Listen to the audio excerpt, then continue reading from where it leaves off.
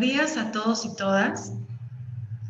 A nombre del Instituto de Estudios Peruanos, les agradecemos su participación en esta mesa verde virtual, Respuestas, Desafíos y Estrategias para la Amazonía y el Futuro Postpandemia.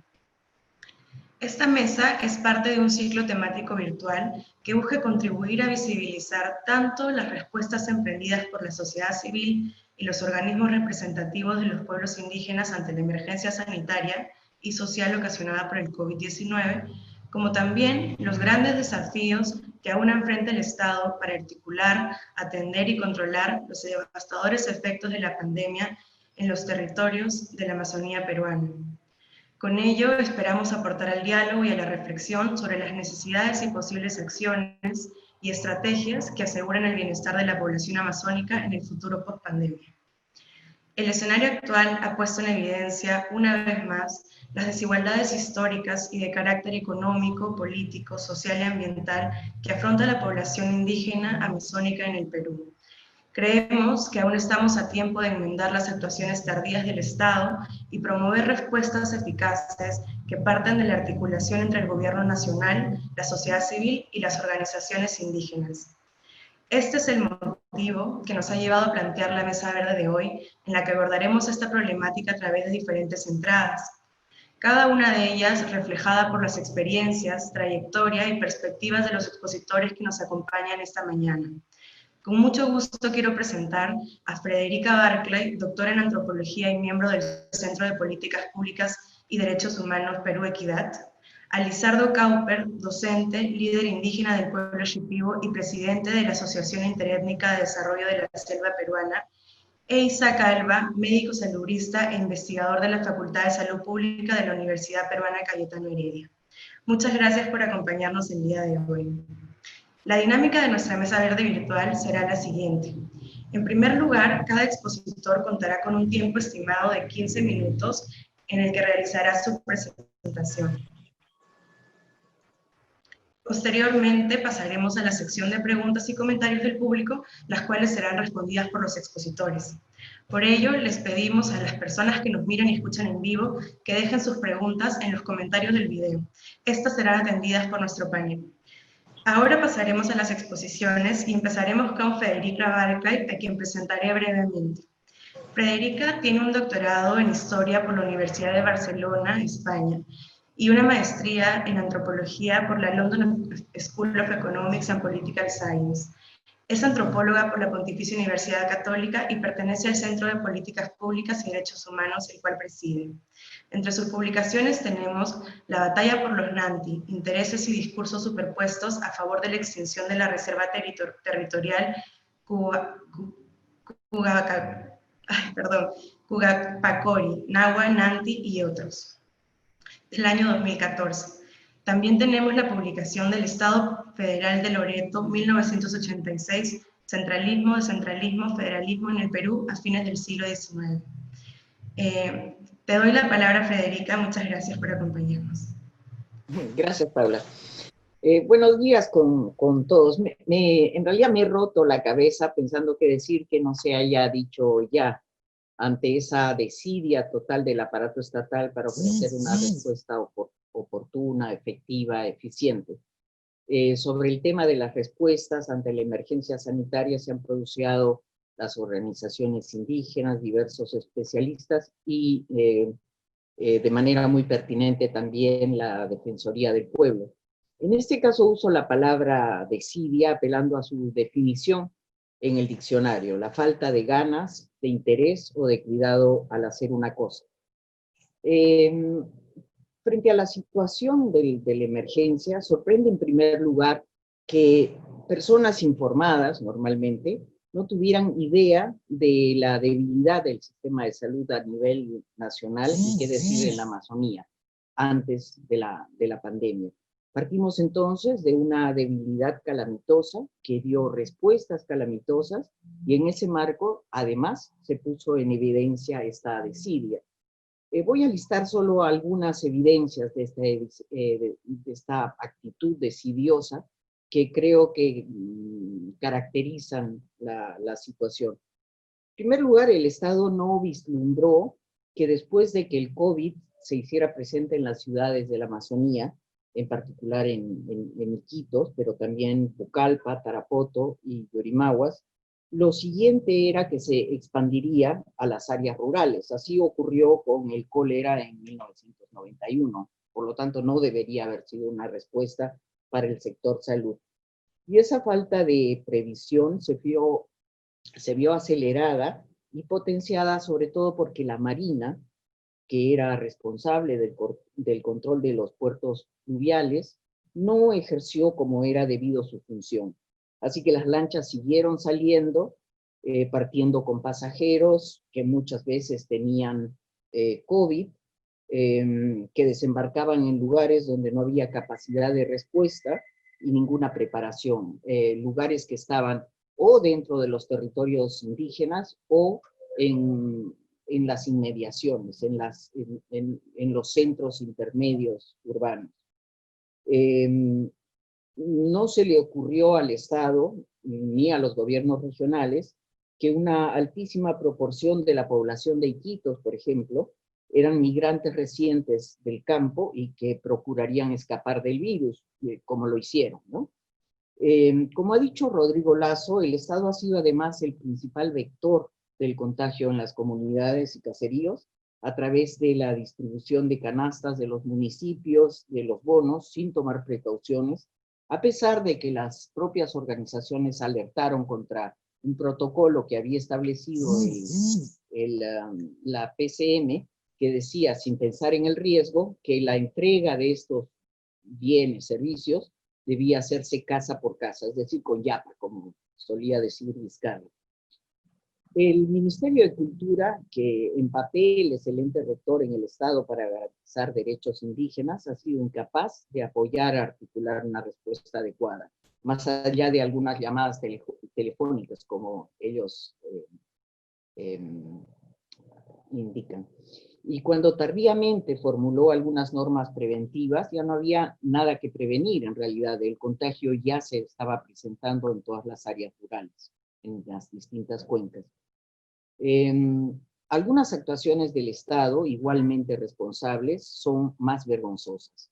Es el caso del Ministerio de Energía y Minas, que ante el pedido de las comunidades quechua, quichua y achuar, que solicitaban que se hiciera accesible a los establecimientos de salud oxígeno medicinal a través de una planta que opera la empresa petrolera Frontera, a cargo del lote 192, el ministerio secundó el condicionamiento impuesto por la empresa, que consistía en que a cambio de ello se le permitiera operar plenamente y de inmediato en el lote 192, sin atender el reclamo de que no se había dado respuesta oportuna, no se ha dado hasta el día de hoy, a los 8 derrames derrames petroleros, ocurridos durante la cuarentena.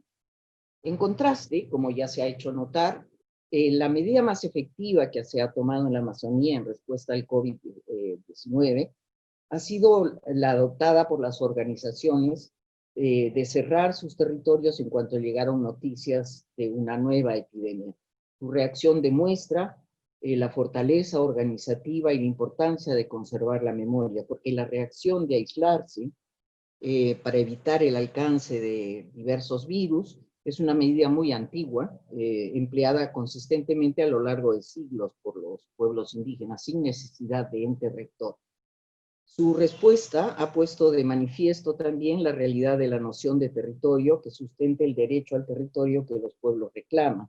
Lo que han ofrecido en general son respuestas territoriales. Algunos pueblos no solo se organizaron para controlar los ingresos del virus, sino que establecieron acuerdos para cuarentenas que fueran en islas o que la población enferma o los viejos con riesgo se refugiaran en sus casas secundarias, en las chacras.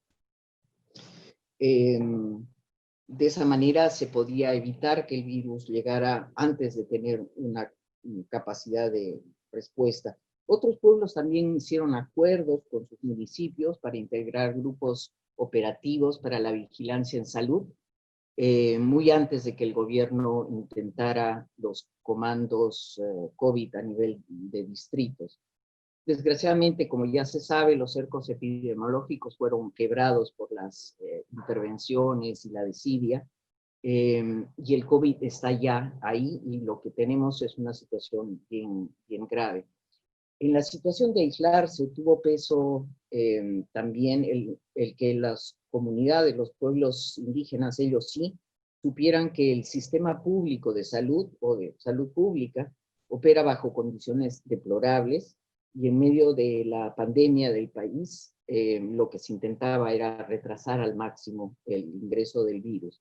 Al inicio de la pandemia, muchos puestos carecían de medicamentos, medicamentos para cualquier cosa, para las enfermedades prevalentes, carecían de radio, carecían de teléfono, de gasolina, para las embarcaciones con las que se pudiera visitar las comunidades de su jurisdicción, eh, y para evacuar enfermos graves. Además, pronto estos establecimientos empezaron a quedarse sin personal, fuera porque tuvieron miedo de contraer virus bajo esas condiciones, o porque efectivamente contrajeron el virus y tuvieron que ser retirados.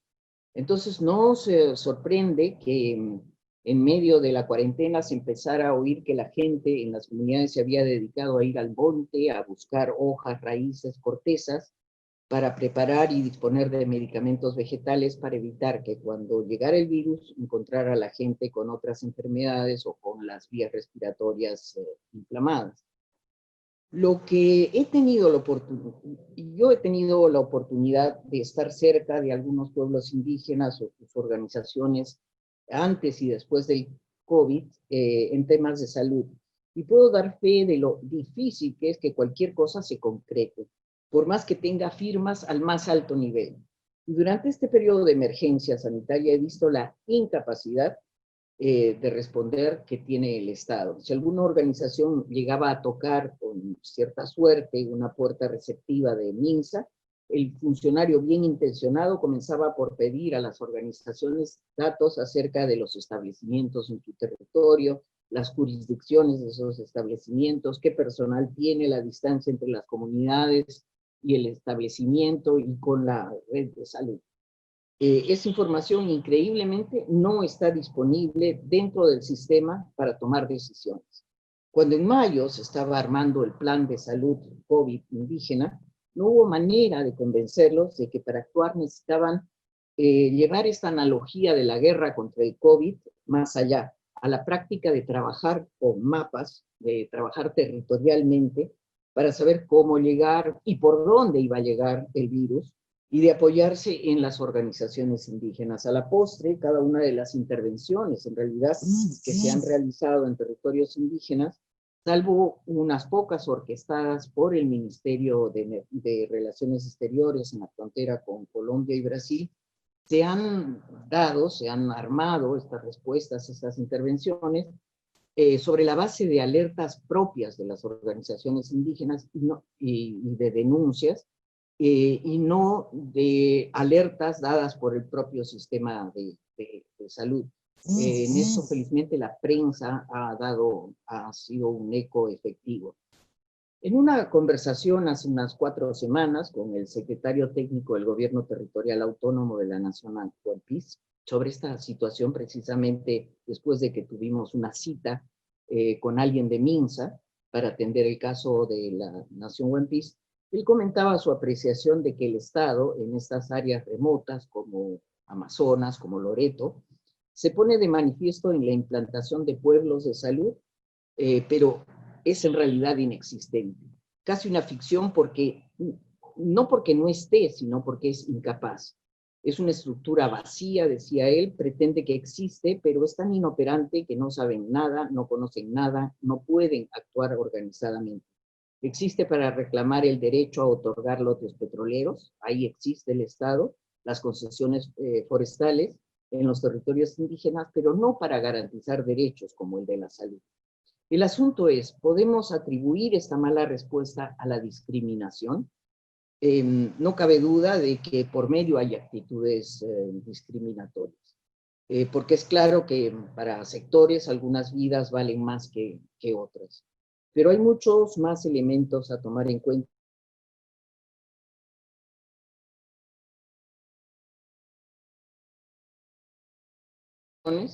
la deficiente descentralización, esa ficción del desarrollo que tenemos en el país y normas que no comulgan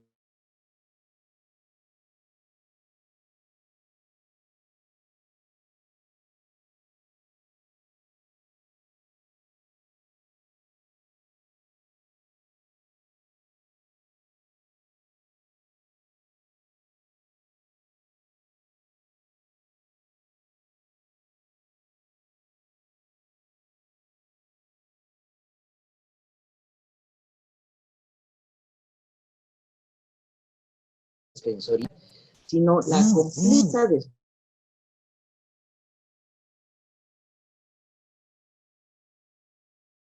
ficción de que los programas, las políticas, etcétera, funcionan, pero también la nula comprensión por parte de los analistas de estas deficiencias. En la Amazonía, la única oportunidad que tiene el Estado de actuar con eficacia es actuar incorporando la participación de las organizaciones indígenas que saben qué hay, qué pueden sugerir, qué se puede hacer, que pueden ayudar a concretar esas actuaciones del Estado deficientes que son un derecho de la población. Pensando en el futuro, es claro que en términos de necesidades, hay unas cuantas cosas que puntualizar que me parecen muy importantes. Uno es, necesitamos asegurar que haya un sistema de vacunación fortalecido, porque no existe cadena de frío actualmente efectiva en las zonas. Si ha de llegar la vacuna, cuando salga o si sale, tiene que estar garantizado esto. En el momento, ahora que el Estado, el Ministerio de Salud ha decidido que sí se tiene que poner al día en la vacunación contra enfermedades transmisibles habituales, es evidente que eso no está funcionando y no podemos fallar nuevamente a los pueblos indígenas no garantizándoles esa vacuna. Hay que fortalecer las redes de salud, eso lo han señalado diversas organizaciones como la plataforma FUINAMU, para que dentro de un sistema que sea más pequeño, más articulado, haya una capacidad de comprensión de lo que se tiene que hacer y de articular respuestas.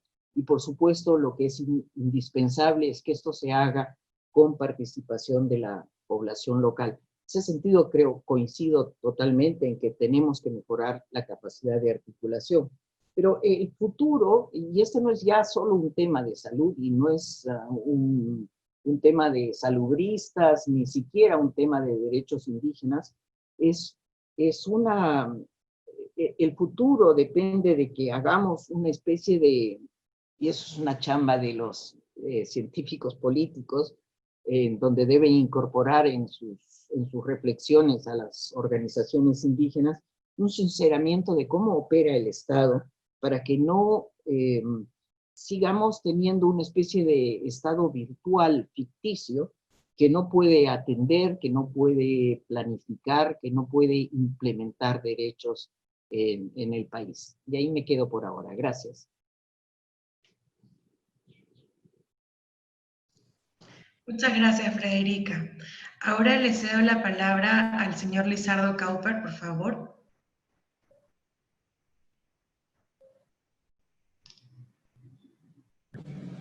Muchas gracias. Buenos días a todos. Gracias al Instituto por esta invitación y participar. Bien, ya estamos algo de, si no me equivoco, 140 días que el gobierno ha declarado en estado de emergencia a nivel nacional.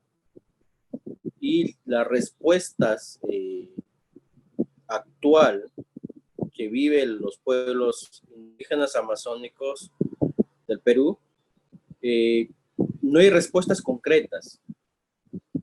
El virus ya ha llegado, ya está en la Amazonía, ya está en las comunidades. Según data de MINSA, 8,000 contagiados, ciudadanos indígenas amazónicos. Pero esa es la data de prueba rápida que se ha realizado.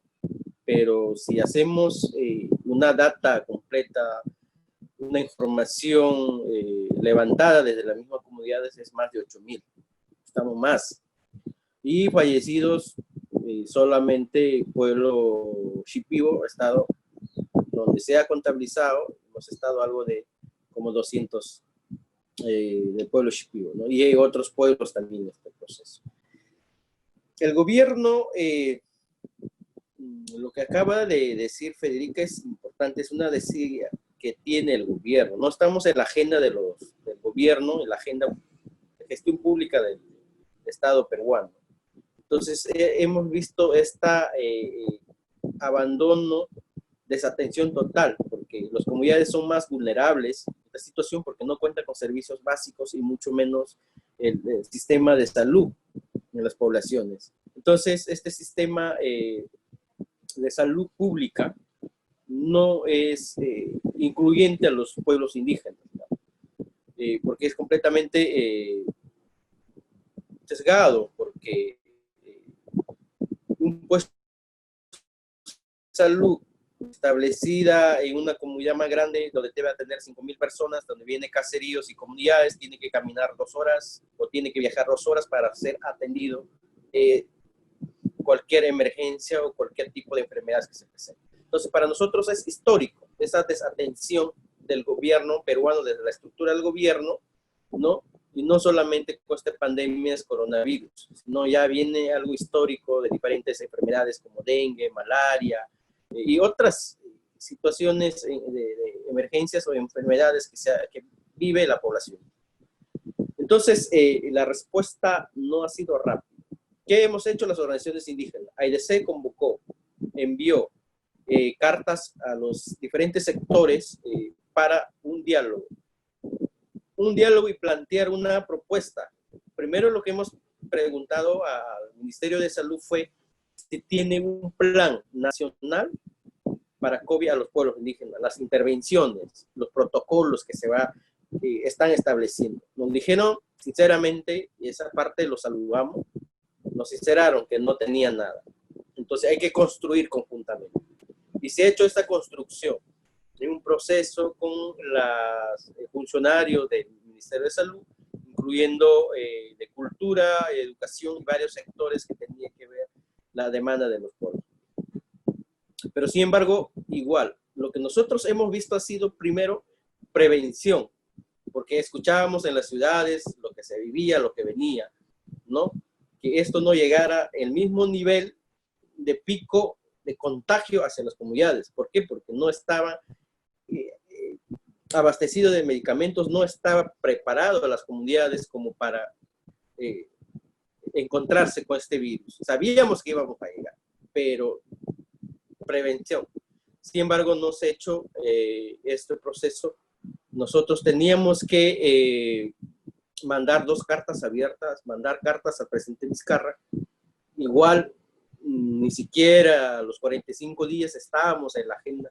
Había otras decisiones que tomaba, de presupuestos establecidos para los municipios, a los ministerios, hasta la misma Contraloría, y no decían nada amazónico a los pueblos que estamos destinando tantas partidas presupuestarias para implementación sanitaria y nada de eso. Entonces ahí nosotros decidimos presentar una demanda ante los organismos de Naciones Unidas, ¿no? Por desatención y abandono y discriminación, porque este sistema era excluyente. Entonces hemos seguido estas medidas estableciendo mecanismos, no negamos, sí, hubo diálogos, ¿sí? Seguimos dialogando, pero son ya algo de 140 días y que hasta la fecha no llegan medicamentos hasta las comunidades, no están implementados.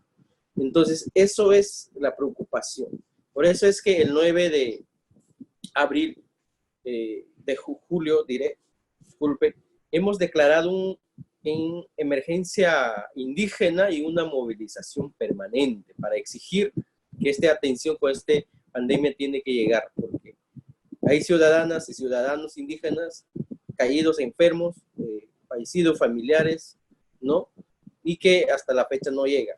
Hoy mismo hemos dado cuenta de que sigue esta pandemia en las comunidades. se ha dado cuenta nuestros líderes fallecidos como Santiago Manuel y otros, Ucayali, nuestro alcalde de una comunidad fallecido. ¿Por qué? Por desatención que se hubo en este momento. Entonces, esta situación es, la pandemia para nosotros es una amenaza, ¿sí? Pero como también una oportunidad de dar a conocer la situación real que vive en la Amazonía, ¿no? Y asimismo, se ha venido emergencia que ha dado, no solamente fue, ahí Federica lo ha dicho claramente, fue este contagio más rápido a la frontera llegó porque en pleno cuarentena, en pleno inmovilización, seguía saliendo transportes como en Nauta, como en Iquitos, Pucallpa, de Pucallpa a Atalaya, todo esto. ¿Por qué? Porque no hubo un control, ahí falleció la Marina de Guerra y no sabemos qué es lo que ha pasado, pero sí seguíamos denunciando a través de otros medios por qué dejaban salir a medianoche las embarcaciones en pleno cuarentena. Entonces, esa movilización es lo que ha llevado también. Y otra parte también es que algunas actividades extractivas seguían funcionando y siguen funcionando. Y eso corría riesgo de contagio porque había el traslado de personas. Entonces, eso en Ucayali, el 8 Sur, por ejemplo, y en otras estaciones petroleras, seguía manteniendo. Eso también denunciamos paralizar totalmente si que estamos en estado de emergencia. Ahora, esta situación que se ha vivido, los pueblos indígenas no hemos quedado tampoco manos cruzadas. En vista de que esta atención hasta la fecha no llega, tuvimos voluntarios en este caso en Ucayali, ¿no? El comando Matico, un grupo de jóvenes del pueblo Shipibo, constituyeron para atender, ¿no? Con medicamentos naturales, con este tema con evaporación, dar medicamentos a través de plantas medicinales. Y también eso con medicamentos convencionales que ya reforzaba esta situación. Es por eso es que en las ciudades, ciudadanos urbanos que se viven en las ciudades, se atendió de esta manera. Igual nos preguntábamos ahora en las regiones, los gobiernos regionales, ¿cuál es el articulamiento? Y ahí en Ucayali se organizó, no había nada tampoco en un plan, entonces se ayudó a elaborar a través de alianzas estratégicas un plan de abordaje COVID-19 para que esto articule, ¿no? Entonces esta reunión nos ha permitido ir avanzando. Y una reunión rápida que se tuvo con el presidente Vizcarra fue en fue en Ucayali y en Puerto Maldonado. Ahí recibió FENAMAP y planteó lo que estamos planteando como AIDC, qué es lo que se necesita actualmente en este plan nacional para pueblos indígenas COVID-19. Y no solamente ha venido discutiendo, sino el post-pandemia también. Entonces, se destinó a través de resolución ministerial 308 un presupuesto de 88 millones que tiene que estar invertido en toda la Amazonía, en las comunidades para implementar. Eso es lo que hasta la fecha no se está viendo. Hay diálogos, hay compromisos, hay discurso de promesa de atención, sí, pero tan burocrático es el gobierno en pleno emergencia, tiene que pasar direcciones tras direcciones y hasta la fecha no. Recién están saliendo las brigadas, pero ya hay personas contagiadas y hay personas fallecidas, ¿no? En ciento tantos días, pero no están llegando el 100%. Entonces, no hay equipamientos. Entonces, esto fue la preocupación que nos ha dado y qué es lo que estamos viendo actualmente. La estructura de AIDC, después de declararnos de estado de emergencia indígena y una movilización permanente, también decidimos presentar una acción de amparo y medida cautelar. Y eso está en camino, ya hemos presentado. Porque no es en pleno siglo XXI, reconociendo a los pueblos indígenas a través del Ministerio de Cultura que existe 51 pueblos y que esta desatención es un total, pues eso nos indigna bastante. ¿Por qué? Porque ver varias personas familias muertas y ver líderes caídos, enfermos, buscando, luchando, que el gobierno atienda, eso nos preocupa mucho. Y es más, que aprovechando la pandemia, la actividad forestal y otros tipos de actividades seguidas, y en este pleno pandemia mismo, ha sido 2 líderes asesinados por los traficantes de tierra y otras cosas que se ha dado, no solamente pandemias.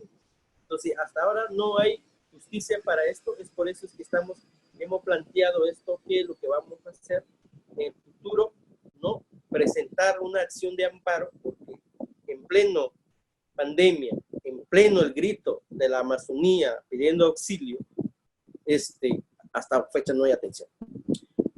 Ahora, nos viene la reactivación económica, ¿no? Todavía no está implementado nuestros puestos de salud como para la atención sanitaria, pero ya encima nos están planteando una reactivación económica. Esta reactivación económica jala el proceso de consulta previa virtual. Entonces, nosotros recién estamos queriendo de salvar vidas, de ver implementado nuestro puesto de salud, pero sin llegar ni un medicamentos hacia las comunidades. Ya no están hablando otro tema, procedimiento, pero favoreciendo a quienes. Entonces, esto es una evaluación que estamos haciendo. Ya a la puerta de una fecha tan importante, que es el 9 de agosto, el Día Internacional de los Pueblos Indígenas, ¿qué nos toca? ¿Qué nos llega en este momento? Este momento es una reflexión total de los pueblos indígenas. Analizar la situación, el sistema actual del Estado peruano, muy excluyente, discriminador, que no nos ha considerado nada, y escuchar los discursos de estos políticos que están ingresando con una mira de reactivar económicamente a costa de vida de los pueblos indígenas que vivimos en la Amazonía. Esto va a ser una pregunta. Primero, la vida, salud de los ciudadanos, y luego podemos hablar de reactivación económica, que sí se puede encontrar. Pero en estos momentos es salud y vida de los pueblos indígenas como ciudadanos en materia de derechos. Se va a reactivar economía, pues vamos a reactivar también la vida de los pueblos indígenas y nuestros derechos como ciudadanos. Entonces, esto es con este post-pandemia que estamos viendo, pero nos preocupa es que no hay ni un rubro que diga para reactivar la economía indígena de los pueblos de acuerdo a sus emprendimientos que marca en un plan de acción amazónico que hemos presentado al presidente Vizcarra. Ni siquiera está articulando este proceso. Y eso es una preocupación que nos da, ¿no? Que hay millones de préstamos que dan, pero a los grandes élites, pero a los pueblos indígenas no tenemos salud, no tenemos educación, no tenemos servicios básicos completos, pero sin embargo ya viene reactivación económica y para los pueblos indígenas tampoco hay algún fondo específico. Ese es ese punto que nosotros hemos planteado, que el gobierno tiene que considerar en su PBI por lo menos el 10% para implementar toda la agenda amazónica de los pueblos. Y no solamente es amazónico, es andino también. Entonces, ahí estamos viendo claramente nuestra decisión es que este sistema es excluyente y que no nos ha puesto en políticas públicas nuestras agendas y mucho menos en la administración pública del gobierno peruano. Muchas gracias y esta oportunidad para terminar. Ahorita ya van 3 días y no es ninguna amenaza, pero los pueblos, el pueblo Bajún, se posicionaron porque no solamente sufrieron de medicina, de atención, sino también de agua, porque estas aguas en 5 cuencas, toda el agua está contaminada y no hay agua potabilizada. Y por eso se posicionaron en estación 5. Y desde aquí quiero decir claramente al presidente Vizcarra, no queremos represión policial. Antes de mandar 5,000 policías, mándanos 5,000 médicos y 5,000 toneladas de medicamentos, señor presidente Vizcarra. Hemos cansado, ya va 140 días exigiendo medicinas, medicamentos, técnicos, enfermeros, alimentos, bonos que se consideren, porque es histórico que nunca nos atendieron, pero sin embargo hay una amenaza diciendo que desalojar con policías. Policía, mándalo a cuidar a tu palacio de gobierno, mándalo a los rincones de Lima, a donde existen delincuentes. No necesitamos policía, no somos delincuentes, estamos exigiendo un derecho de salud y vida a los pueblos indígenas. Entonces, esa respuesta, lejos de hacerlo, sentámonos a dialogar, no solamente dialogar, a planificar en qué medida vas a tomar decisiones que lleguen a la Amazonía para atendernos con médicos y con medicamentos, alimentos, lo que está enfermo, porque no pueden salir ni a pescar, ir a su chacra. Eso es lo que queremos, no policías ni represión.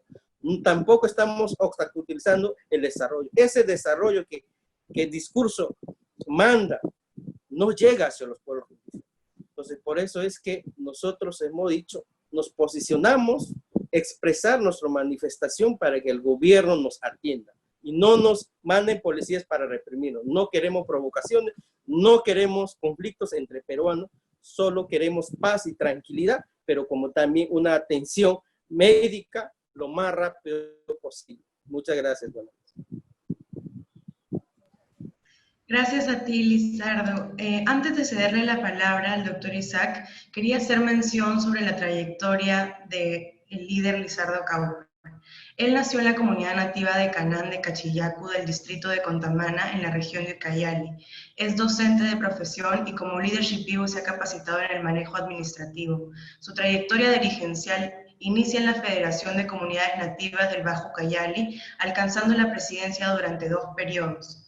Posteriormente asume la presidencia de AIDC el año 2017. Gracias. Ahora sí, paso con el doctor Isaac Alba. El doctor es médico salubrista egresado de la Facultad de Medicina de la Universidad Peruana Cayetano Heredia y de la Escuela de Salud Pública de la Universidad de Washington. Además, es investigador de la Facultad de Salud Pública de la Universidad Peruana Cayetano Heredia en infecciones de transmisión sexual y salud global. Ha realizado diversas investigaciones de salud global en pueblos indígenas, principalmente en las regiones de Ucayali y Loreto. Le cedo la palabra, doctor Isaac. Muchas gracias.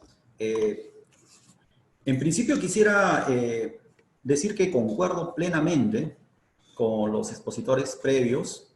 Realmente la situación en la que estamos, de esta pandemia, ha afectado pues de manera muy importante a los pueblos indígenas y en el mes de mayo, principalmente en las zonas urbanas de las regiones amazónicas, y en este momento esta pandemia se ha ruralizado y está afectando bastante a las poblaciones indígenas que están más lejanas, ¿no? Prueba de ello, por ejemplo, Purús, una de las zonas más lejanas de la región Ucayali, está siendo afectada en este preciso momento, ¿no? Entonces, yo quisiera poner mi presentación haciendo énfasis en las cosas positivas que hay dentro de todo lo malo que hay, ¿no? Hay algunas cosas buenas de las que podemos aprender para las siguientes pandemias. No son muchas, pero me gustaría darles un énfasis, ¿no? 2 de ellas ya han sido tocadas por Lizardo. La primera es la respuesta, y les voy a hablar principalmente de la región Ucayali, que es donde yo he estado desde noviembre hasta mayo, y he estado viendo de cerca las acciones e inacciones de todos los involucrados en esto, ¿no? Y las 2 primeras cosas que se me vienen a la mente es la respuesta de las organizaciones indígenas. Como dijo Lizardo, desde fines de marzo y todo el mes de abril, las organizaciones indígenas más importantes de la región Ucayali, digamos, teniendo también la representación de las nacionales, AIDC, CONAP, entre otras, tomaron las riendas de poder hacer un plan con sabor indígena, con las necesidades y problemas que ellos visualizan desde dentro, para plantearle al gobierno regional de Ucayali una respuesta a COVID-19, ¿no? Eso es algo que para mí es súper importante resaltar, porque es un trabajo de más o menos un mes, donde todos los líderes indígenas se reunieron para discutir cosas como, por ejemplo, el aislamiento, que es un asunto que ellos son los expertos en esto, ¿no? Esta no es la primera pandemia que afecta a los pueblos indígenas. de una manera tan calamitosa como esta, ¿no? Entonces los ancestros de los pueblos indígenas tienen en el aislamiento una primera medida que les ha ayudado a protegerse y huir de estas nuevas infecciones que vienen desde fuera, ¿no? Entonces luego hablaron también de control del territorio, que es algo que también tienen mucha experiencia, y la seguridad alimentaria, ¿no? Lamentablemente, pues desde el Estado ha habido bastantes desaciertos en los que todas las cosas que planteaban las organizaciones indígenas desde dentro no fueron, digamos, acogidas como uno hubiese querido, ¿no? Y no solamente desde el gobierno central, a veces también en los gobiernos locales, regionales, no han tomado en cuenta lo que han venido discutiendo tempranamente los pueblos indígenas para su población. Y entonces vemos pues que desde el gobierno central, desde fines de enero, donde salió la primera normativa alertando a la posible llegada de este problema que estaba afectando al mundo, se había ya planteado algunas cosas relacionadas a prevención. El mes de febrero fue un silencio total en la mayoría de regiones amazónicas, y en marzo las cosas comenzaron a encaminarse porque ya comenzaron a llegar los casos a las zonas amazónicas, ¿no? Al Perú primero, en Lima, y luego comenzaron a llegar en abril a las zonas amazónicas. Entonces, eso es lo primero que yo quiero rescatar, ¿no? Que AIDESEP, COICA, han alertado desde marzo las necesidades de atención prioritaria para los pueblos indígenas, porque no es una novedad que COVID-19 iba a afectarles de una manera muy importante, porque eso se ha visto en experiencias previas de este siglo incluso, aunque no haya muchos datos, lamentablemente, sobre esto, pero la pandemia o la epidemia de H1N1 ha sido un problema muy serio que ha afectado a los pueblos indígenas. En el siglo anterior, cólera ha sido uno de los problemas que ha afectado a las zonas rurales del Ucayali y bueno, de varias zonas también rurales del Perú.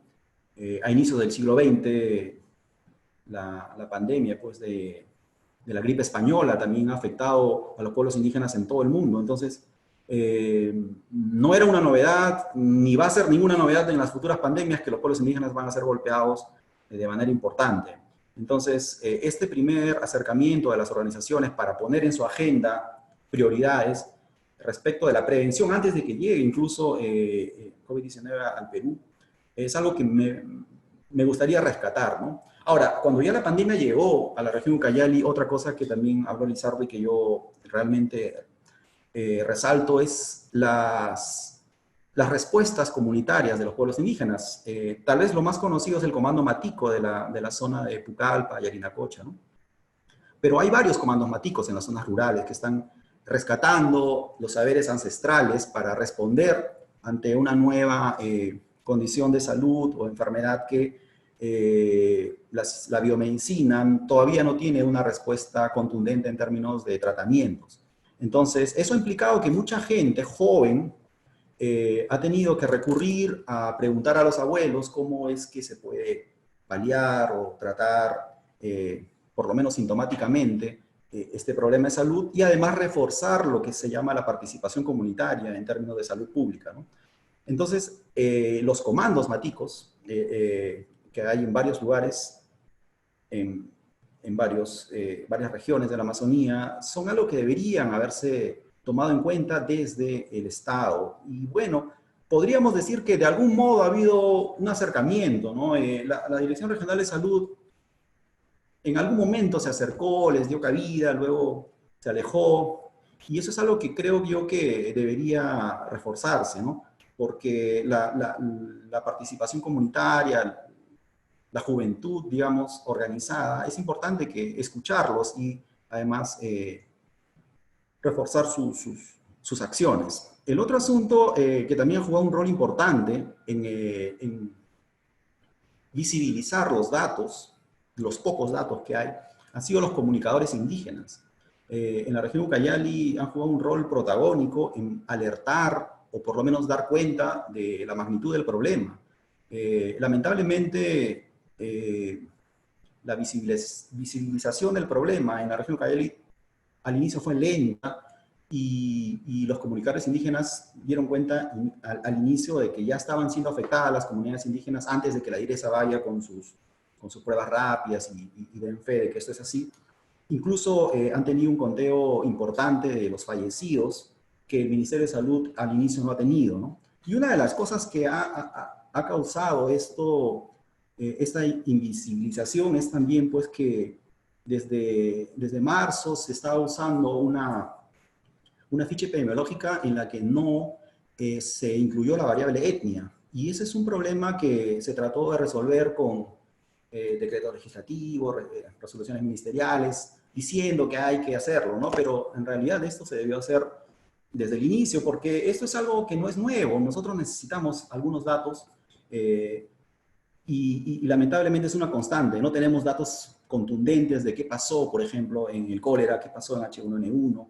Entonces, es una necesidad de que nosotros podamos saber la magnitud del problema. Nosotros sabemos en este momento numeradores. En el mejor de los casos, con todos los subregistros que existen, pero no tenemos denominadores, no tenemos cómo cuantificar el problema. Pero en esto los comunicadores indígenas desde el inicio han ayudado a visibilizar el problema, y eso creo que es algo importante de rescatar. Bueno, AIDESEP también, pues desde el inicio también, junto con COICA, han tratado en lo posible de decirles al Estado, miren, esto va a pasar, esto está pasando, y no han tenido pues la respuesta oportuna, como hubiésemos querido. Entonces, en primer lugar, yo diría la respuesta de los pueblos indígenas ha existido y digamos es algo que debemos rescatar en principio. La sociedad civil también, en muchos lugares, la Iglesia Católica, grupos organizados de personas que han querido, digamos, apoyar a los pueblos indígenas o a las zonas amazónicas en general, tempranamente han hecho colectas, digamos, comprado sus plantas de oxígeno, cosas que tempranamente debió hacerlo el Estado, pero han apoyado también de algún modo y hay que rescatar ese trabajo voluntario que hace la sociedad civil. En otro asunto también dentro de las respuestas para esta pandemia, yo también rescataría algunas cosas de otros grupos olvidados en nuestro país, que son los investigadores.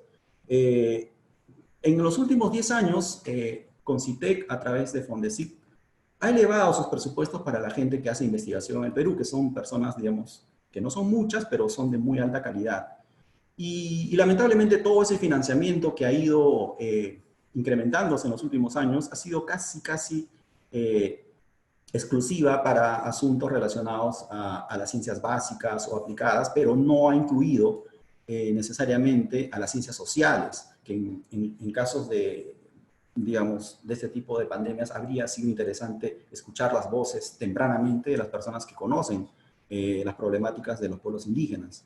Entonces, ha habido convocatorias sobre la marcha de la pandemia de FONDECIC para los investigadores puedan aportar con lo que saben hacer, y se ha incluido también algunas iniciativas desde las ciencias sociales. Ojalá fueran más, pero dentro de las ciencias básicas, dentro del país, se ha hecho cosas interesantes para avanzar en pruebas moleculares, en vacunas, y en visibilizar la ausencia de monitoreo temprano antes de llegar a los establecimientos de salud grandes, como los hospitales, que ha sido el eje principal, digamos, de la respuesta. Y una de las cosas que se hizo desde el plan, desde los pueblos indígenas, es reforzar el primer nivel, ¿no? Que ha sido, desde el inicio, no ha sido muy tomado en cuenta, más el Estado se ha preocupado en los ventiladores mecánicos, en las UCIs, en las cosas, digamos, de tercer nivel o de manejo hospitalario, pero no se ha preocupado desde el inicio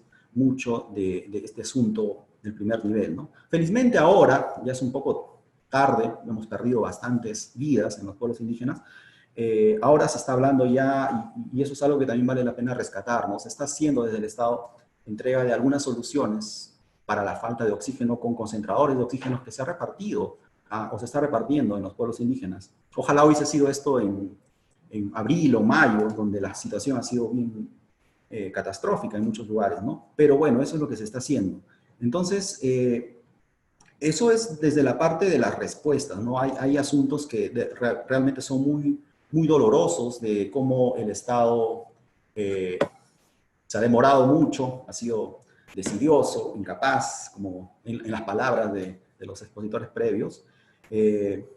Pero los problemas que se han visibilizado son problemas macro y de larga data, ¿no? Las inequidades históricas que tienen los pueblos indígenas respecto de cosas elementales como acceso a agua segura, acceso a alimentos seguros, han jugado en contra para esta pandemia. Y eso es algo que no es nada nuevo, es algo que ha sido siempre un problema constante, debido a que desde el Estado, pues, aunque la gente que está en el Estado no lo va a admitir tan fácilmente, pues hay una discriminación hacia los pueblos indígenas en cuanto a las atenciones. Si es que hay pruebas rápidas, los últimos en recibir son los pueblos indígenas. Si es que hay equipos de protección personal, los últimos en recibir son los pueblos indígenas.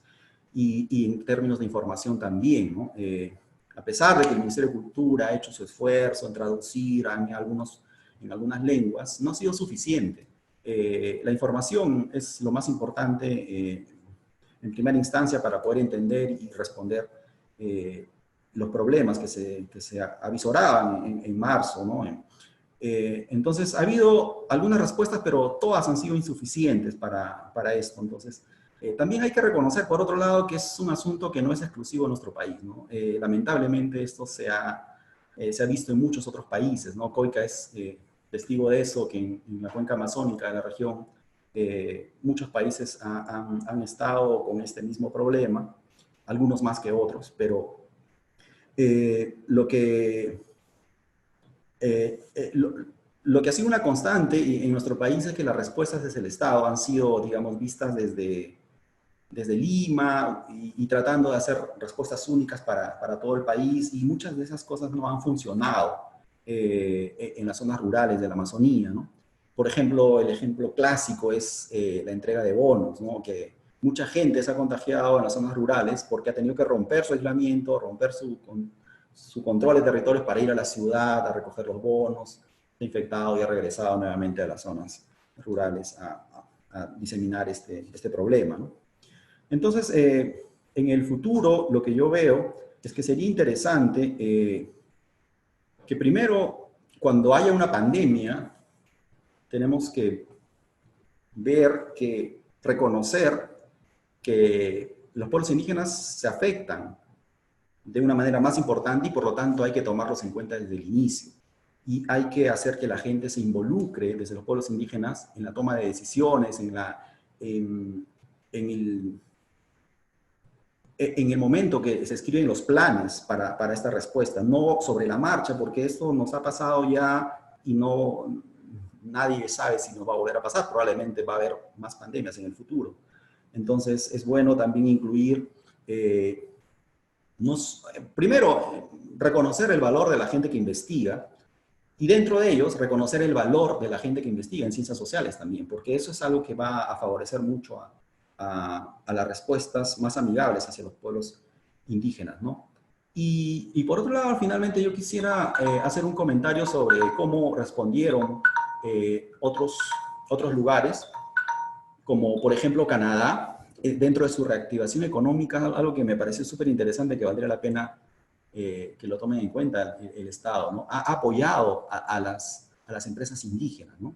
Lamentablemente en nuestro país son pocas las empresas indígenas, pero hay gente que se dedica a trabajo, por ejemplo, de venta de artesanías, de compra y venta de productos de la chacra, que ellos también merecen un apoyo desde el Estado económico, como las grandes empresas que están siendo beneficiadas en este momento, ¿no? Y ojalá pues las cosas mejoren en el futuro, y creo que esto ya se me acabó el tiempo y me quedo ahí. Muchas gracias, doctor Isaac. Ahora vamos a pasar a la ronda de preguntas del público. Tenemos aproximadamente 4 preguntas que van a ser respondidas por el panel en su conjunto. La primera pregunta tiene que ver con cómo se asegura la implementación del enfoque intercultural y la participación de los pueblos indígenas en estos procesos. Una siguiente pregunta planteada por el señor Ricardo Soberón es ¿En qué parte del debate ejecutivo, legislativo, se encuentra la agenda indígena? También tenemos otra pregunta que nos han enviado por interno, y es ¿cuál es la situación de la población mestiza en la Amazonía y cómo caracteriza su relación con la población indígena en medio de esta pandemia? Otra pregunta más es ¿cómo han sido afectadas las migraciones por trabajo estacional en los territorios amazónicos y cómo han afectado estas migraciones a la población indígena? Esto podría asociarse también con los retornantes y las maneras en que las comunidades y organizaciones indígenas han dispuesto medidas para recibirlos y prevenir el contagio. Y finalmente, otra pregunta de Sayuri Andrade. La situación de desatención del Estado y su falta de diálogo con la población indígena puede ser considerado o calificada como una política etnocida como muchos lo han propuesto. Podríamos continuar con el orden de las exposiciones y empezar con Frederica Barclay. Si tienen más preguntas, nos continúan enviando y vamos a tratar de hacer lo posible por atenderlas todas.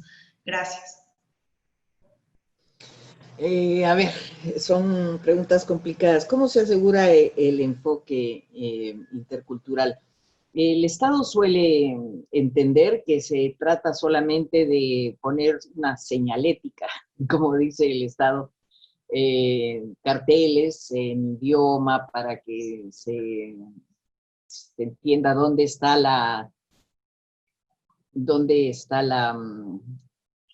no sé, la sala de triaje, cuál es la puerta de entrada, cuál es la de salida. Es decir, esa es la versión mínima de la interculturalidad. La interculturalidad requiere de la participación, no hay manera de ser interculturales sin participación, no es una chamba del Estado que dice ahora voy a ser intercultural, porque si no hay participación no hay interculturalidad posible. Creo que el Estado requiere todavía de mucha reflexión, de mucho pensar, encontrar unas maneras de desarrollar enfoques interculturales, pero que pasan necesariamente por la participación de la población que afortunadamente está organizada en el caso de los pueblos indígenas. Con respecto a la pregunta de en qué parte de la agenda legislativa o la agenda del país política está el tema indígena, yo creo que una vez que el Estado promulgó la ley de consulta, pensó que ya había hecho todo lo que se necesitaba. Y en teoría, el viabilizar la consulta, el implementar la consulta, debía ser la ruta para implementar efectivamente los derechos de los pueblos indígenas. Pero es tan insatisfactoria la manera en que funciona ¿cómo se llama? La consulta, que realmente tenemos que volver a abrir ese tema. Hay iniciativas que se están discutiendo en el legislativo que son muy relevantes, por ejemplo, con relación al reconocimiento de los pueblos indígenas como sujetos jurídicos de derecho. El Estado lo tiene por aquí y por allá, comenzando por el convenio 169, que es parte del bloque constitucional. Se dice en diversas normas, se dice incluso dentro de la ley de consulta, pero en la práctica no es así. El Estado no reconoce sino a las comunidades, no reconoce que los pueblos tienen una voz, un planteamiento que hacer al Estado y son sujetos de ese diálogo.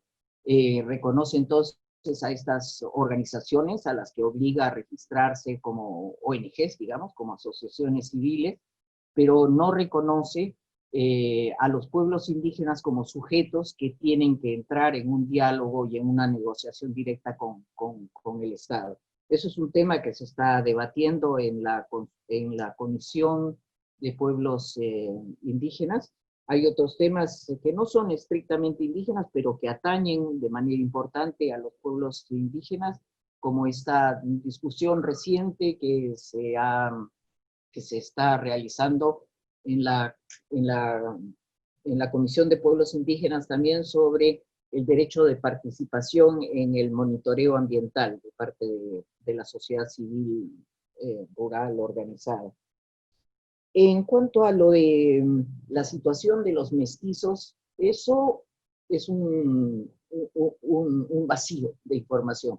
Para comenzar, tenemos que distinguir en la Amazonía Baja a este sector que está muy oscurecido, que es el de los ribereños, gente que viene de una tradición indígena, de una ascendencia indígena, pero que en el camino la historia los ha ido decantando su identidad como no indígena, o a veces hacen un tránsito de regreso hacia la identidad indígena. Esa es una población que comparte en gran medida la situación de desventaja que tienen los pueblos indígenas en términos de atención del Estado, de adecuación de la respuesta del Estado. Y está la población migrante de los Andes, muy mayoritaria en términos de presencia de población foránea en la Amazonía, que tiene situaciones muy diversas entre sí, porque bueno, hay desde gente que ha logrado desarrollar emprendimientos económicos, que tiene oportunidades de educación para sus hijos, y hay sectores que trabajan como peones temporales, que tienen una situación también muy precaria. Esto de las migraciones internas es uno de los temas que ha recibido mayor atención en la prensa. Surgió bastante temprano, no se entendió la magnitud del asunto, y digamos es un hecho conocido, y yo quisiera resaltar al respecto un asunto, y es la importancia de la seguridad alimentaria de los pueblos indígenas. Si los pueblos indígenas no estuvieran siendo constantemente recortados en su posibilidad de la seguridad alimentaria, tentados de meterse en cosas extractivas que recortan sus posibilidades de mantener una seguridad alimentaria a través de la agricultura y otras actividades, si sus territorios no estuvieran contaminados, etcétera, no se hubieran visto presionados para salir corriendo a recoger los bonos. Y eso es muy claro. Por ejemplo, los achuar no han salido a buscar bonos. Dijeron, no salimos porque nosotros podemos mantenernos por nosotros mismos. Entonces, eso es crítico. Los achuar del Pastaza, por supuesto que los achuar del Corrientes, que tienen el territorio totalmente contaminado por el lote 8 y el 192, requieren dinero para vivir. Entonces, me parece que eso es un punto bien relevante, y creo que es un tema que ha regresado a la agenda indígena por la pandemia. Y ya me olvidé muy cómo estaba fraseada esta pregunta de la desatención, la última que nos transmitiste.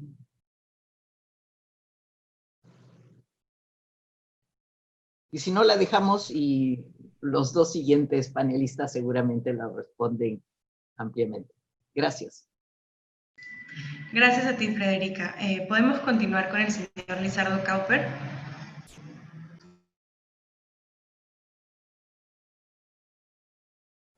Ok, bueno, la primera pregunta es importante, la interactuar, ¿no? Respeto mutuo. Entonces yo creo que en estos procesos tiene que estar claro, no solamente hablar por los pueblos indígenas, estamos estableciendo la práctica de la interculturalidad, es acciones, haciendo las cosas, haciendo ver. Entonces nuestra participación es importante en toma de decisiones también. Entonces eso es el verdadero proceso que se puede dar, ¿no? El respeto mutuo y la participación activa y efectiva de los pueblos. Entonces ahí estaríamos viendo bueno, en esa parte como claramente como derecho colectivo en la participación de consulta previa, libre, informado, claramente dice, antes de tomar decisiones en programas, leyes, normas, tiene que hacer este proceso. Bueno, entonces ahí, la segunda pregunta es, ¿en qué parte del debate ejecutivo legislativo se encuentra agenda indígena? Bueno, yo diría que no estamos en ninguna parte, porque si estarías en una agenda prioritaria como para establecer mecanismos claros, una agenda indígena que hemos presentado al Ejecutivo, en este caso al presidente Vizcarra. Ustedes sabrán que el resultado de este mal ejemplo que se ha dado, Baguazo, se estableció una mesa de trabajos y se elaboró el Plan Nacional de Desarrollo Amazónico, donde hay compromisos a nivel nacional, regional y local, pero sin embargo esto no fue implementado y como también monitoreado, dando seguimiento hasta dónde viene haciendo los diferentes ministerios en diferentes sectores. Entonces, por lo tanto, esto fue un documento más, y si hacemos una evaluación, algunas cositas sí, porque si esto funcionaría, no estaríamos ahorita demandando al Ejecutivo, al gobierno, porque este plan nacional, donde las agendas establecidas, recibidas desde las comunidades, se hubieran planificado, hubieran estrategias y hubieran dado una comisión de seguimiento, ¿no? Y se hubiera discutido a nivel del Ministerio de Economía y Finanzas un presupuesto para la implementación y luego dar seguimiento. Y no estaríamos pues diciendo, mira, el sector salud, sector educación, sector esto, consulta previa, el tema de justicia, el tema de infraestructura. No, porque en ese plan ya estaba establecido. ¿Qué es lo que faltó? No hubo voluntad política del presidente y luego a sus ministros decir, considerar en cada uno de los planes de los ministerios estas acciones de los pueblos indígenas y presupuestar para atender. Nunca hubo eso. Ya pasaron 11 años del Baguazo y seguimos demandando al gobierno el mismo agenda, el mismo actuar del gobierno, ¿no? Pero lejos de eso, hemos sido considerados de otra forma lo que nosotros consideramos la discriminación. Asimismo, la situación de desatención del Estado y su falta de diálogo con la población indígena puede ser considerado o calificarse como una política genocida con muchos que han propuesto. Exactamente. No solamente es que la enfermedad o desatención está matando, sino las decisiones que toma a veces unilateralmente el Ejecutivo, tomando normas que vulneran derechos, en este caso para dar una empresa que puede venir a un ejemplo, no más, hidrovía amazónica. Hidrovía amazónica, si va a funcionar, ¿cuántas poblaciones indígenas están? ¿Cuáles son el reconocimiento que está poniendo? ¿Y cuál es el presupuesto? Si yo afecto en estos derechos pueblos indígenas o que no tiene servicios básicos, ¿y cómo voy a remediando? Aunque para el derecho no es valorizado, no tiene valor, ¿no? La vida no tiene valor, pero sin embargo la cosmovisión, ¿cómo quieren desarrollarse? ¿De qué manera voy a limitar la pervivencia, la sobrevivencia que tienen los pueblos indígenas? Entonces, es un ejemplo, caso que ponemos, ¿no? Si esto viene a raíz, prácticamente los ríos amazónicos va a estar controlado por empresas chinas, o sea, prácticamente la Amazonía, los ríos, hidrovía amazónica o hidrovía china prácticamente controlado, teniendo a ciudadanos, a sus pueblos, sin servicios básicos y sin atención de lo que ya hemos hablado. Entonces es un ejemplo que se da. Y por lo tanto no estamos en la agenda prioritaria del gobierno ni en la administración. Entonces por lo decimos, todas esas decisiones que toma están matando también a los pueblos. ¿Cuál es la situación de la población mestiza en la Amazonía y cómo caracterizan su relación con la población indígena en medio de esta pandemia? Los pueblos indígenas mantenemos los valores de solidaridad y reciprocidad y siempre eso ha mantenido una vida cotidiana en diferentes espacios, ya sea de minga de actividades, futbolísticamente y otras cosas se ha habido. Y en esta pandemia, sí, igual, se ha compartido en algunas comunidades y caseríos cercanas, como un ciudadano indígena, un poblador indígena, se está dando una contingencia o está controlando esta enfermedad, pues compartimos, compañeros, hermanos, de esta manera estamos tratándonos.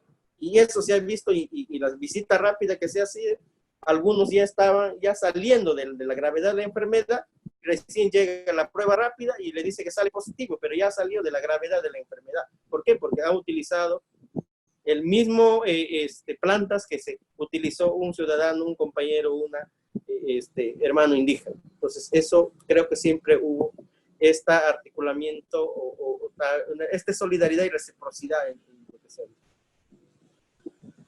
¿Cómo ha sido afectado a las migraciones por el trabajo estacional en territorios amazónicos y cómo ha afectado estas migraciones a las poblaciones indígenas? Es bastante.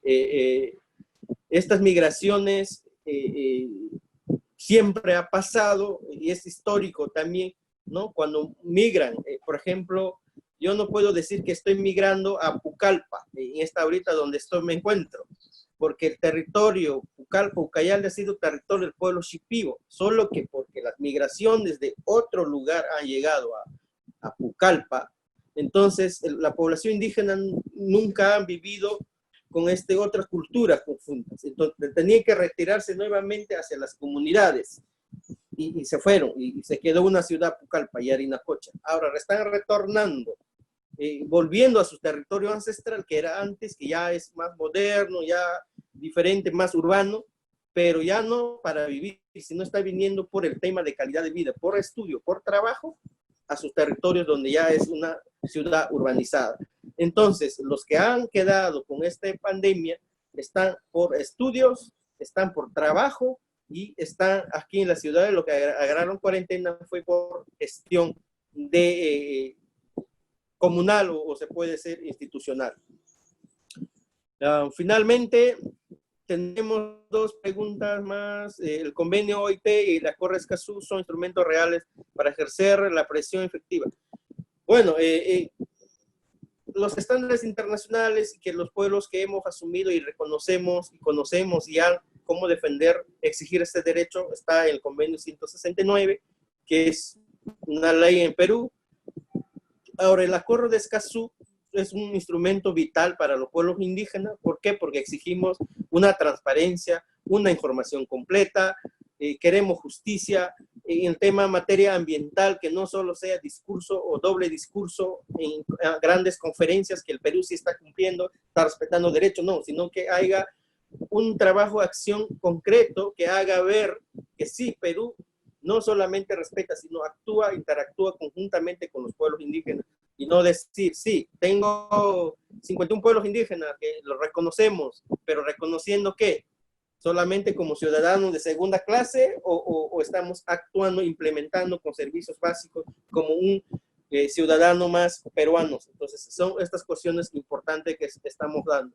Ahora, finalmente, los protocolos que nos había dado el Organismo Mundial de Salud, a nosotros no nos sirvió prácticamente, porque hacer caso a eso era dejar morir a nuestros hermanos, sino que hemos buscado nuestros propios usos y costumbres de cómo atender y hacer nuestro propio protocolo en este proceso que se ha dado, y eso nos está resultando, porque si hubiéramos resultado de esta concepción desde pensamiento europeo y hacer este protocolo, estaríamos ahorita muchos muertos, pero sin embargo hemos considerado de hacer nuestro propio protocolo de acuerdo a nuestros usos y costumbres.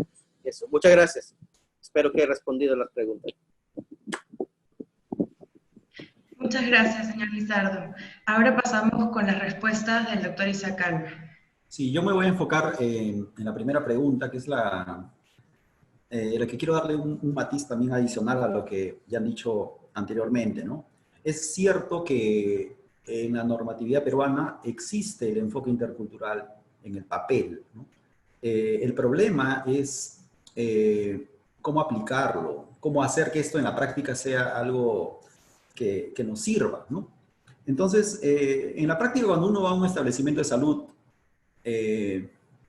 lo que ve, pues, es principalmente una capacitación, una charla de alguien que tiene experiencia en esto y punto, ¿no? Y en el mejor de los casos señalética y por ahí un par de cosas relacionadas con imágenes alusivas a los pueblos indígenas, etcétera, ¿no?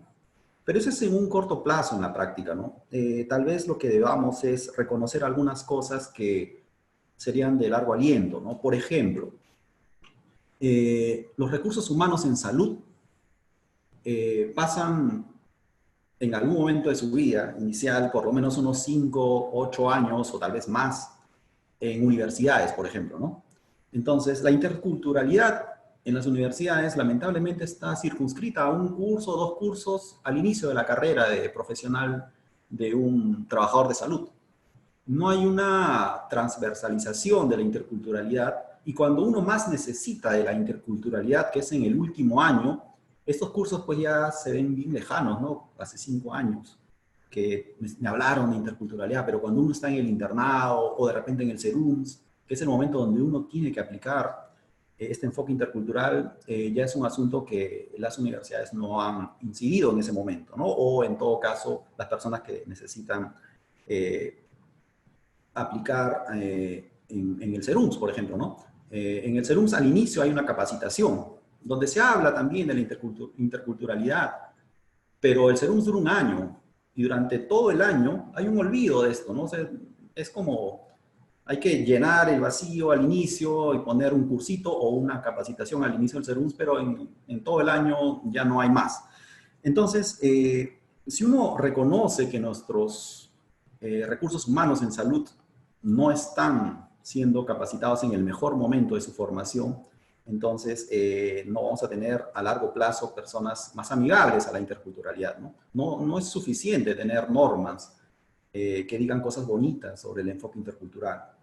Entonces, eso es por un lado, ¿no? Por otro lado, existen recursos humanos indígenas en salud que no están siendo acogidos por el Estado, ¿no? AIDCEP ha tenido un rol protagónico en, por ejemplo, entrenar y dar carreras profesionales a personas que son especialistas en salud intercultural, ¿no? Enfermeros técnicos en salud intercultural. Y lamentablemente lo que se ha visto, pues que al final, cuando ya terminan la carrera, tienen el título, no necesariamente están siendo acogidos por el Estado. Por otro lado, también ha existido algunas iniciativas interesantes, como Beca 18, en las que también se ha formado personas en carreras desde los pueblos indígenas, pero no ha habido mucho énfasis en el tema de salud, ¿no? Ha habido bastante apoyo a la población indígena, por ejemplo, para educación o algunas otras carreras, pero muy pocos becarios han llegado a carreras de salud.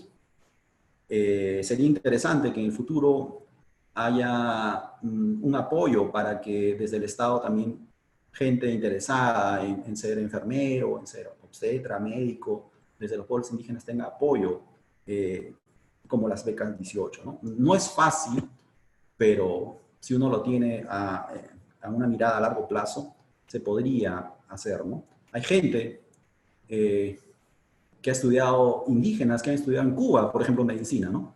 Es medio paradójico, ¿no? Y luego cuando vienen no están siendo acogidos por el Estado porque no están mapeados como recursos humanos indígenas. Y en tercer lugar, hay otro grupo de indígenas que la han luchado solos, ¿no? Por ejemplo, han estudiado por su propia cuenta, con sus propios recursos en institutos de salud, por ejemplo, en Yarinacocha, algunos están estudiando en Lima, o estudian en Lima por sus propios méritos, por sus propios esfuerzos. Y nuevamente tienen su título de enfermero técnico, por ejemplo. En algunos casos hay enfermeros, enfermeras egresados de universidad, la mayor parte de universidades nacionales. Hay médicos indígenas también, no hay muchos, hay poquísimos, pero los pocos que hay no están como parte de la respuesta de salud, y ellos, creo yo, contribuirían mucho en darle un matiz diferente a lo que nosotros conocemos como interculturalidad en el campo, en el lugar de acción, ¿no?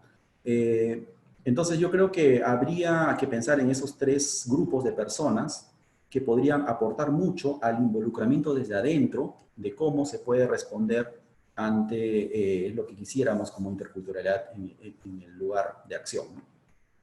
Luego hay otro punto que me gustaría comentar sobre alguien mencionó sobre migraciones estacionales, ¿no? Yo quisiera referirme a dos tipos de migraciones, principalmente forzados por asuntos de empleo. Hay otro tipo de migraciones también por educación y otras motivaciones. Y hay dos tipos de migraciones que ambos están siendo invisibilizados, ¿no? Una migración interprovincia o interregional o nacional, si quisiéramos decir, y hay una migración internacional también. Entonces, por ejemplo, los dos casos que se me vienen a la mente en el ámbito nacional son los Awajún, Shipibo, que, por ejemplo, viven en Ica, ¿no? Una zona muy remota. La mayor parte de migración, como en todos los peruanos, están apuntando hacia Lima, ¿no? Pero resulta que Ica, por ejemplo, tiene un atractivo por el asunto del trabajo agrario para población indígena amazónica, ¿no? Entonces, cuando llegó la pandemia, todos pues vieron a las zonas amazónicas y en el mejor de los casos a Lima, ¿no? En términos de, por ejemplo, los gobiernos regionales para apoyar el retorno o no de las poblaciones indígenas bajo ciertos protocolos de pruebas rápidas, de cuarentena, etcétera, ¿no? Pero hay una segunda migración que no se ha visto, ¿no? La gente que para volver, por ejemplo, a Pucallpa, tenía que viajar desde Ica a Lima, o para volver a Amazonas tenía que viajar de Ica a Lima. Entonces, eso no se ha visto, ¿no? Entonces, también, si ustedes ven ahora, la pandemia en Ica es un asunto muy serio, ¿no? Y entonces, por ejemplo, los gobiernos regionales han apoyado el retorno de población indígena de Lima a sus respectivas regiones. Pero el apoyo de Ica a Lima, eso es algo que está fuera totalmente del apoyo que ha venido planteándose desde los gobiernos regionales, ¿no? Ahora, hay otro tipo de migraciones internacionales que yo no conozco mucho, pero por ejemplo, sé que en una época del año hay mucha gente de la frontera Perú-Bolivia, por ejemplo, los SEJAS bolivianos, vienen al territorio peruano a apoyar el asunto de la recolección de castañas, por ejemplo, ¿no? Y en la zona de Purús, por ejemplo, en la región de Ucayali, ir a Brasil representa de repente tener mejor acceso a servicios de salud, pero también en algún momento, antes de que llegue COVID-19 a Purús, representó también un riesgo. Si bien es cierto, podrían recibir más ayuda en el lado de Brasil, también era cierto que en Brasil ya había en ese territorio COVID-19 cuando no había llegado a Purús. Entonces la gente también, digamos, entre la gente de Purús comenzaron a discutir el evitar los viajes hacia Brasil, que normalmente es parte de su vida cotidiana, ¿no? Entonces, ese tipo de migraciones no son muy visibilizadas, ¿no? Entonces, tal vez valdría la pena buscar un poco más de información de la gente que vive en esas zonas para ver cómo ha afectado esas migraciones estacionales, internacionales o nacionales con una ruta diferente a la de Lima, ¿no? Para ver de qué manera venir de Ica a Lima, por ejemplo, representa un riesgo. De repente en Ica, en mayo, no tenía mucho COVID-19, pero en Lima sí. Entonces venir a Lima implicaba una ruta intermedia para llegar a Pucallpa, pero en Lima los shipibos que venían de Ica se iban a Cantagallo, y en Cantagallo la cosa estaba caliente, entonces se infectaban ahí y luego iban a Pucallpa, ¿no? Entonces, ese tipo de cosas sería bueno estudiarlas a profundidad para ver de qué manera podemos prever esto en el futuro. Y eso sería todo de mi parte. Muchas gracias, doctor Isaac. Ahora quisiera que cada uno de ustedes se tomara un par de minutos para hacer algunos comentarios finales sobre la mesa, rescatando aquellas cuestiones que ustedes consideran más valiosas de mencionar, y con eso podríamos pasar luego para la síntesis y culminación de la sesión. Comenzamos con Frederica, por favor. Es difícil, porque creo que todo lo que se ha dicho es muy relevante. Por encima de todo enfatizaría la necesidad de la participación para concretar políticas públicas. Creo que muchos de los temas presentados por el doctor no están en la mesa y deben ser puestos. En fin, ahí me quedo, estoy un poco distraída. Disculpen. Gracias, Frederica. Lizardo, por favor. Muchas gracias. Para mí esa es una oportunidad y una ventana de esta manera conocer a muchas personas que están viendo. Es un sentir de los pueblos que se viene sufriendo esa desatención total. Y eso es una ayuda que da a conocer y que necesitamos ahora la solidaridad, no solamente nuestros compatriotas peruanos, sino al mundo. Los pueblos indígenas miramos en esta global, nuestro pensamiento es global. Nuestro proceso o nuestra contribución en conservar nuestra identidad, proteger nuestra biodiversidad y seguir manteniendo esta Perú natural, Amazonía, es también con una mira global para dar respuesta a estos cambios climáticos que puede sufrir Perú o cualquier país del mundo. Entonces, estas contribuciones que damos nosotros es que los pueblos indígenas necesitamos el respeto a esos derechos, pero como también una solidaridad global, que los que defendemos los derechos necesitamos ahora este apoyo, esta solidaridad a estas poblaciones que existen en las comunidades que no tienen ningún tipo de acceso a estos servicios que hemos hablado actualmente, el tema de salud. Y finalmente quiero decir a ustedes, agradecer esto, que esta no es ningún capricho de los pueblos, sino que años históricamente venimos desatendidos, discriminados, y que de aquí adelante este gabinete que acaba de juramentarse, que tenga reflexiones y que piense no solamente en su entorno de amigos empresariales o corporaciones, sino que piense en todos los ciudadanos peruanos que también tenemos esa visión de desarrollo y contribuir como nuestro país. Todos somos peruanos, queremos a nuestra patria como peruanos, pero eso no significa que debo eliminar a los pueblos indígenas para que desarrolle el país, no, sino que también queremos ese mismo desarrollo a todos. Este espacio y los que nos están viendo en el Face, quiero decir que nosotros los pueblos indígenas vamos a seguir luchando, esforzando, visibilizando la situación real que vivimos en la Amazonía. Muchas gracias. Gracias a ti, Lizardo. Ahora pasamos con las últimas palabras del doctor Esacalma. Lo que yo quisiera decir finalmente es que la pandemia nos ha representado un reto para todos y que cuando tenemos situaciones caóticas, catastróficas, sobre todo cuando sabemos que no van a ser ni la primera ni la última, lo mejor que nos queda a todos es aprender.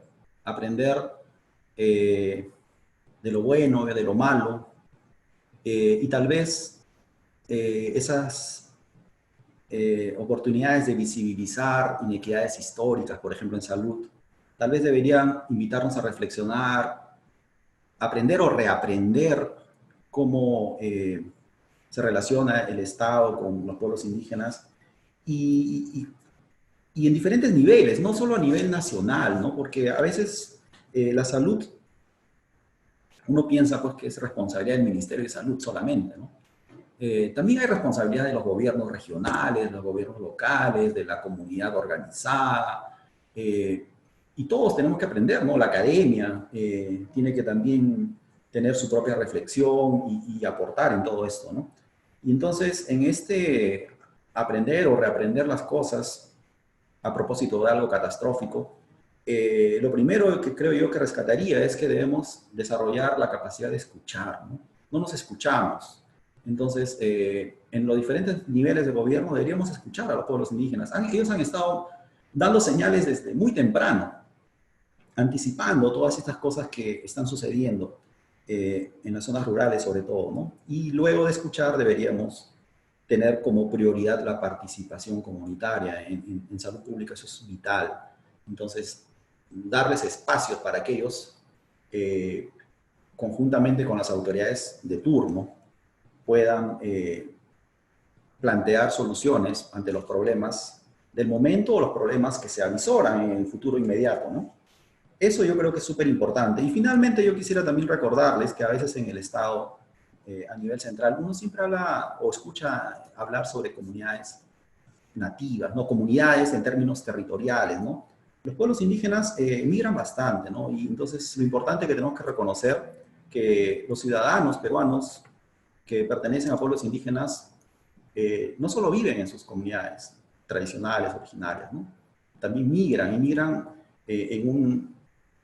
de manera muy importante, ¿no? Por ejemplo, alguna vez tuve la oportunidad de conversar con gente de la región Lambayeque, y las personas encargadas de la salud de Chiclayo, por ejemplo, no sabían que había población aguajún en Chiclayo. Hay una población aguajún bien importante.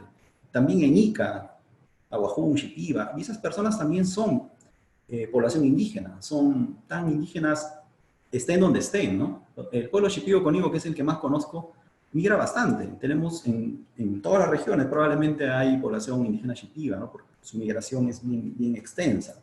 Entonces, si pensamos que solamente están en sus territorios, obviamente tenemos que atenderlos, y etcétera, ¿no? Eso es algo súper importante, pero también tenemos que entender que las migraciones son parte de la humanidad, y entonces donde vayan siempre va a tener algunas dificultades, y tenemos que reconocerlos, visibilizarlos desde donde tengamos, ¿no? Entonces este es un llamado a que no solamente desde el nivel central, sino también a nivel local, cada uno conozca su población a detalle, y se van a sorprender que hay mucha población indígena que migra por asuntos laborales, educacionales, no sé, etc.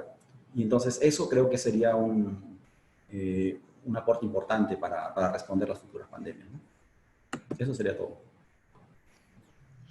Muchas gracias a los tres por acompañarnos el día de hoy. Yo quiero rescatar algunos puntos que se han tocado.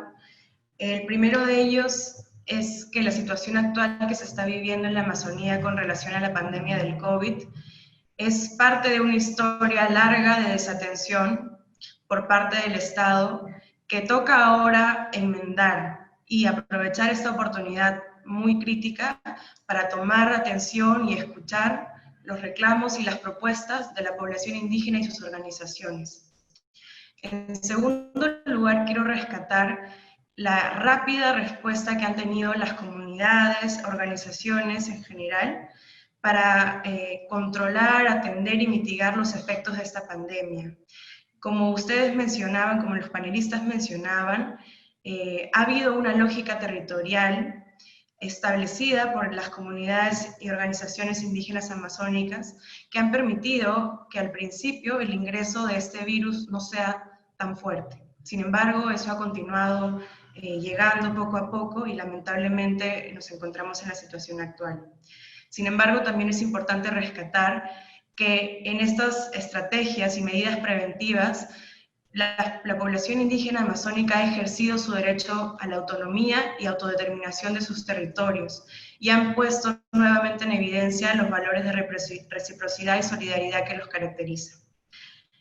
Finalmente, quiero cerrar agradeciendo a todos por ser parte de esta mesa y por colaborar con sus preguntas y comentarios, porque finalmente ese es el objetivo que tenemos: ampliar el debate y hacer que todos participemos de cierta manera. Definitivamente esto va a abrir una serie de agendas de investigación que deben desarrollarse de la mano con las organizaciones indígenas. Antes de cerrar, ahora sí, quisiera agradecer en nombre del Instituto de Estudios Peruanos a Federica Barclay, Lizardo Cauper y Isaac Alba por acompañarnos en este panel, así como también a Luisa Belaunde, Tavia Cacique y Norma Correa, quienes participaron en las videocolumnas que se fueron subiendo durante esta semana.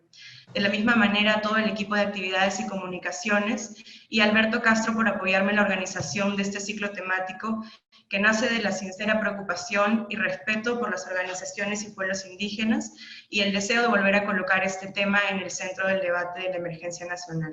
Finalmente, espero que nos volvamos a encontrar en una próxima oportunidad, y gracias por seguirnos.